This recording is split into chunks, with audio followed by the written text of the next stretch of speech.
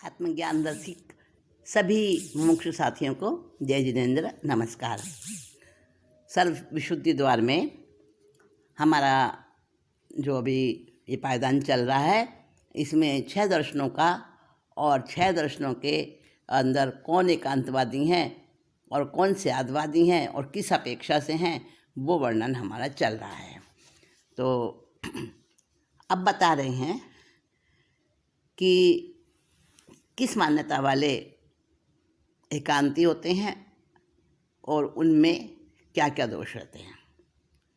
वेद पाठी ब्रह्म मानी निहच स्वरूप गए, मीमांसक कर्म मानी उदय में रहते हैं। बौद्ध मति बुद्ध मानी सूक्ष्म स्वभाव साधे, शिव मति शिव रूप काल को गहत हैं। न्याय ग्रंथ के पढ़ैया थापे कर तार रूप, उदिम उदिरी उर आनंद लहत हैं। 5 दर्शनी ते तो पोषे एक एक अंग, जैनी जिन पंथी सर्वंगी न गहत हैं। देखिए 6 दर्शनों की बात यहाँ पर आ रही है मुख्य रूप से। तो कहा वेदांती ब्रह्म माने निहच स्वरूप कहें, वो आत्मा को ब्रह्म कहते हैं और आत्मा का जो निश्चय स्वरूप है बस उसी को मानते हैं। निश्चय न्याय की दृष्टि से ही आत्मा को सर्वथा ब्रह्म कहते हैं। और जो मीमांसक हैं वो क्या कहते हैं, वो कर्म कहते हैं, कर्म को ही प्रधानता देते हैं। और कर्म कौन सा, जो कर्म उदय रहता है और उससे जो जीव की दशाएं बनती हैं बस उसी को प्रमुखता देते हैं। कर्म उदय को ही कर्म मानी उदय में रहते हैं, उसी के अंदर अपने को मगन रखते हैं। और जो क्षणिकवादी बौद्ध हैं वो भी एकांत पक्ष को रहते हैं, वो सूक्ष्म स्वभाव मानते हैं बस। और जीव को बुद्ध कहते हैं, क्षणभंगुर सूक्ष्म स्वभाव ही बस उनके लिए सब कुछ है। और जो शैव मत वाले हैं, शिव को मानने वाले हैं, वो बस सिर्फ काल को प्रधानता देते हैं। महाकाल कहते हैं वो, और कहते हैं बस शिव ही हैं जो कुछ है और काल स्वरूप है वो। और जो न्यायिक हैं, न्याय ग्रंथ के पढ़ैया, वो क्या कहते हैं कि कर्ता रूप है बस जीव का, वो ही सब कुछ है। तो आत्मा के कर्ता रूप का प्रधानता देते हैं वो। और उद्यम के उदेरी उर आनंद लाहत हैं। और क्या कहते हैं कि जीव करता है, पुरुषार्थ करता है, उद्यम करता है और वही आगे बढ़ता है, तो उसी में आनंद मानते हैं वो। 5 दर्शनी तेती पोषते एक एक अंग, और इसलिए एक एक अंग का पोषण करने वाले ये 5 दर्शन जो हैं, 5 दर्शन हो गए ना।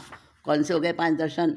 एक तो हो गए वेदांती, एक मीमांसक, एक बौद्ध, एक शैव और एक न्यायिक।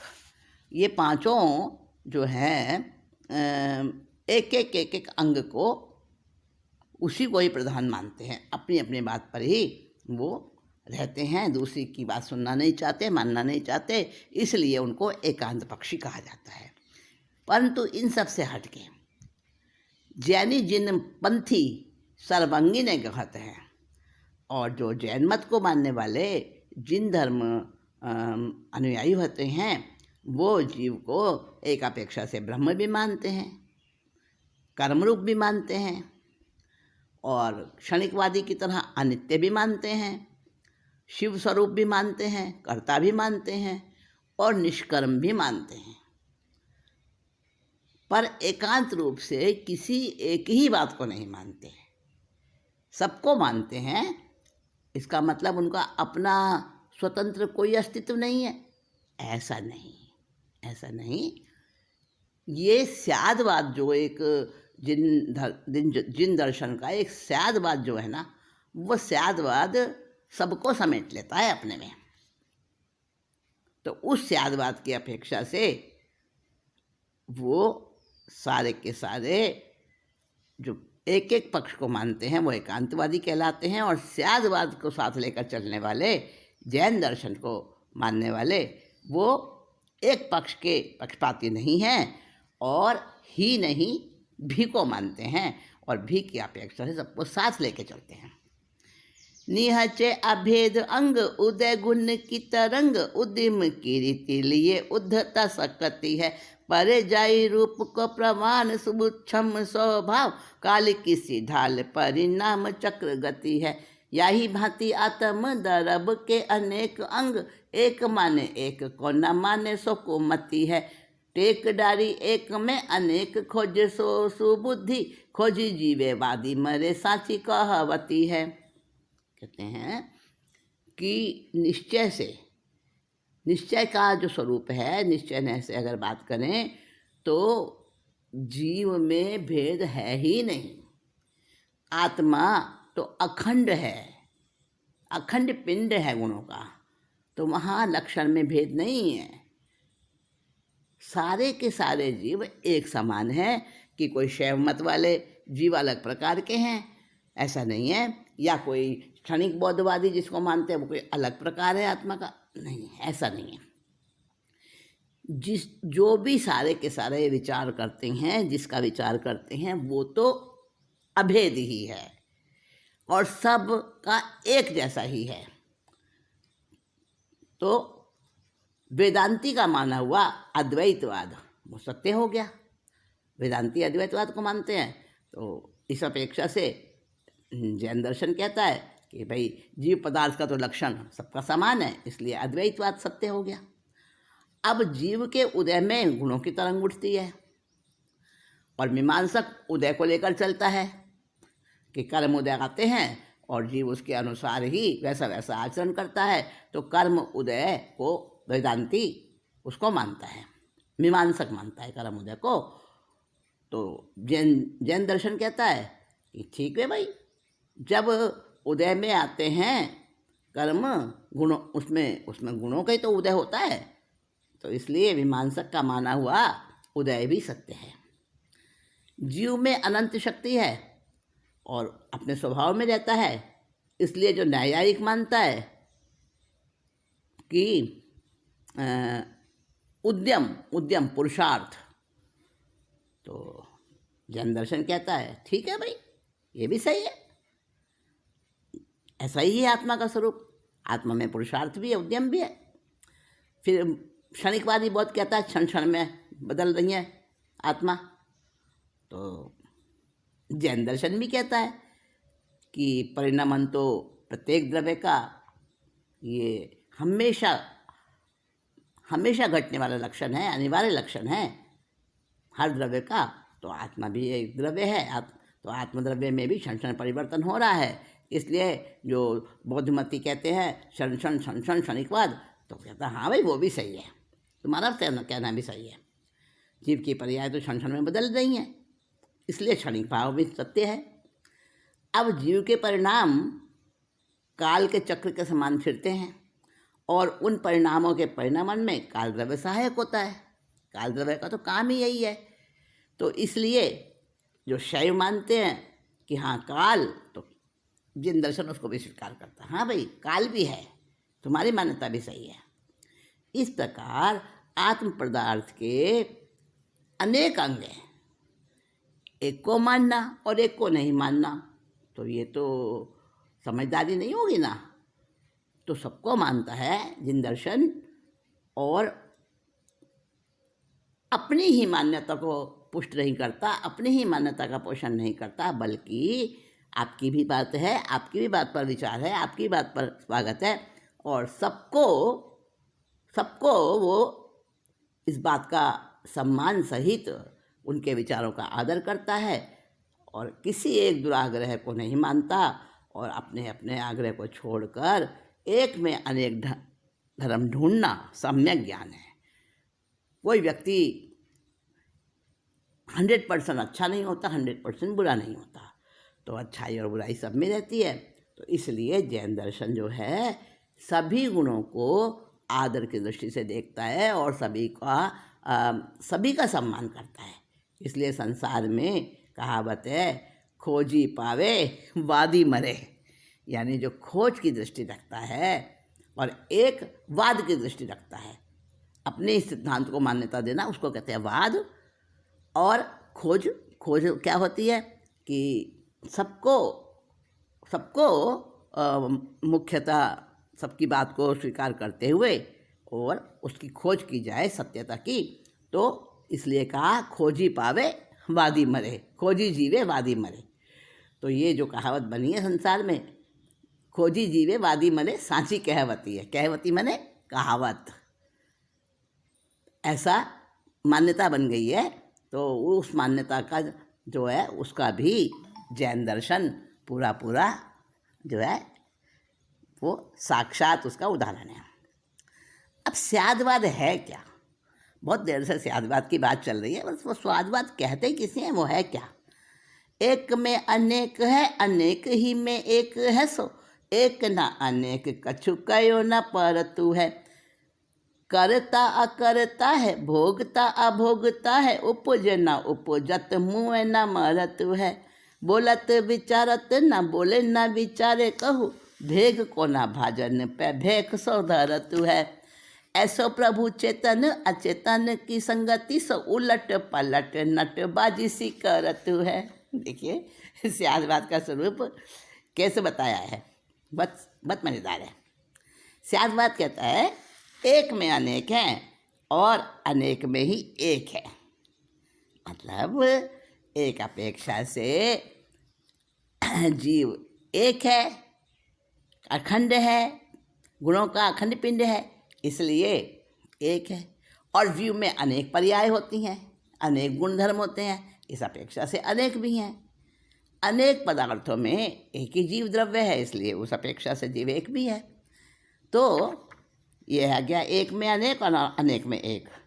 एक ना अनेक कछु कयो ना परत है, कुछ कहना नहीं पड़ता, बस उसका स्वरूप देखो। कहीं पर एक एक स्वरूप दिखाता है, कहीं पर अनेक स्वरूप दिखाता है, कहीं पर द्वैत है, कहीं पर अद्वैत है, दोनों को लेकर चलना पड़ता है।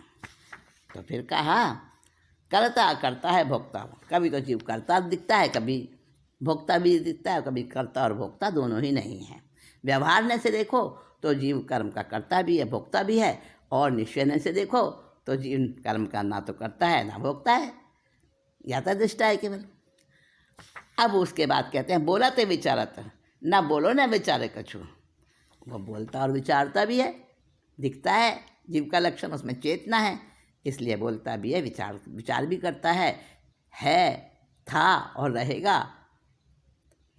व्यवहार से कहते हैं कि भाई जीव जो है मरता है, ये मर गया, ये पैदा हो गया, ऐसा ही बोलते ना। और निश्चय से तो आत्मा कभी मरता नहीं है, ना कभी पैदा होता। तो व्यवहार से तो बोलता भी है, विचार भी करता है। निश्चय से ना आत्मा बोलता है ना विचार करता है। निश्चय से उसका कोई रूप रंग आकार नहीं है, और व्यवहार से अनेक रूपों का धारक है।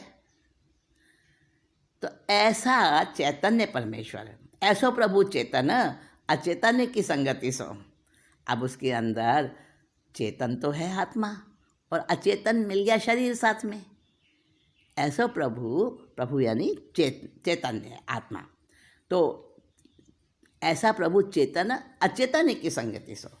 अब चेतन और अचेतन जब दोनों मिल गए तो इसकी संगति से, दोनों के मिलने से ही, पौद्गलिक कर्मों की संगति से ही उलट पलट नटबाजी सी करतु है। ये जो उलट पलट हो रही है ना सारी, कभी कुछ कभी कुछ कभी कुछ, कभी नित्य है कभी अनित्य है, कभी करता है कभी नहीं है, कभी बोलता है कभी नहीं है, कभी भोगता है कभी नहीं है ना।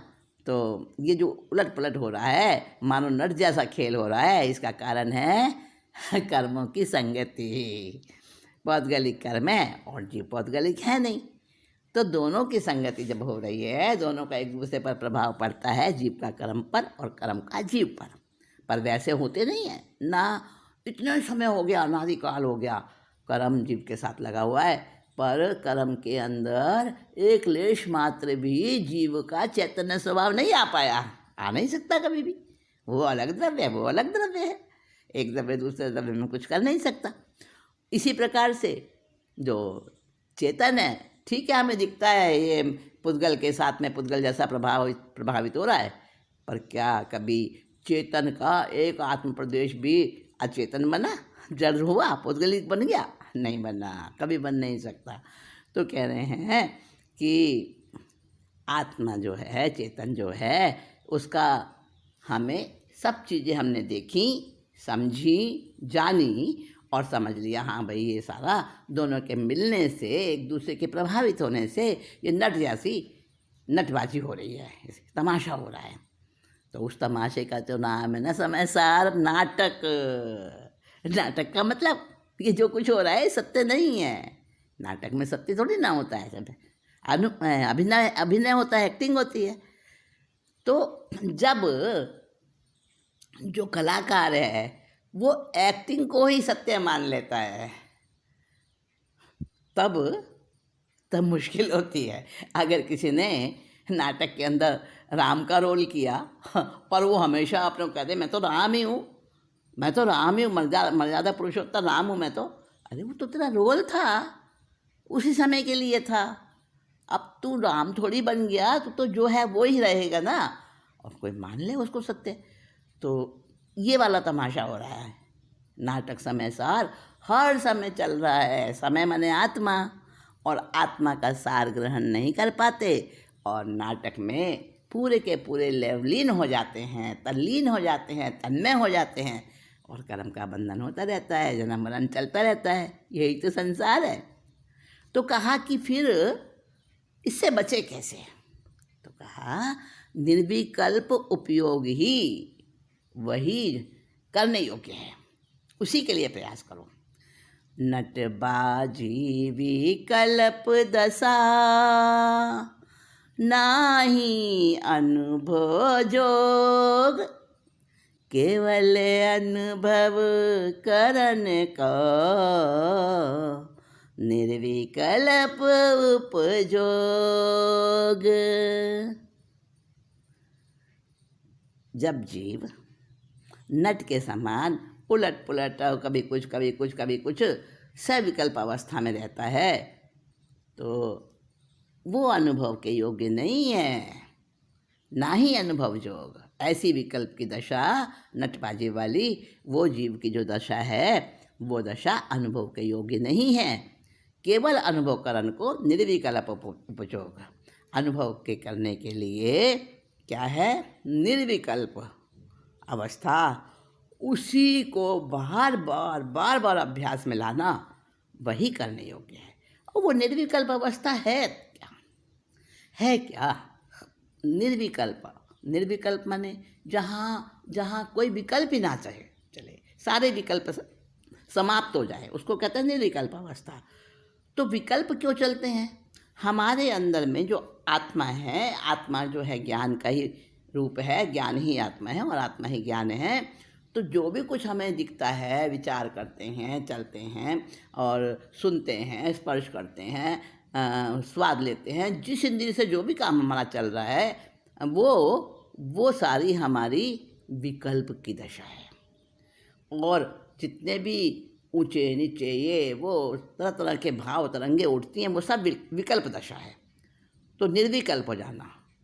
पर निर्विकल्प का मतलब क्या? विचार शून्यता। और जब विचार शून्यता होगी, इसका मतलब उसके अंदर वो चैतन्य ही नहीं रहा। विचार शून्यता यानी ज्ञान का व्यापार रुक गया, तो वहाँ तो जीव अजीव होने का प्रसंग आ जाएगा। वो भी नहीं चाहिए ना, ऐसा भी नहीं है, वो उचित है ही नहीं और ऐसा होता भी नहीं कभी। तो निर्विकल्प दशा का हमने जो अर्थ समझा है कि विचार बिल्कुल बंद हो जाएं, हलचल बिल्कुल बंद हो जाए, वहाँ पर तो स्पंदन ही बंद हो जाएगा, तो जीव अजीव होने का अंदेशा हो जाएगा। निर्विकल्प दशा का मतलब है कि हम उससे जुड़े नहीं, विकल्पों के दृष्टा बने रहें और धीरे धीरे कषाय मंदता और अपने अंदर का राग द्वेष जो ये सब इसको कम करते जाएं, हटाते जाएं, इससे बचते जाएं। यानी जितना अंदर में रहेंगे, उपयोग अंदर तो कर्म बाहर, और उपयोग बाहर तो कर्म अंदर। सीधा सा सवाल है, सीधी सी बात है।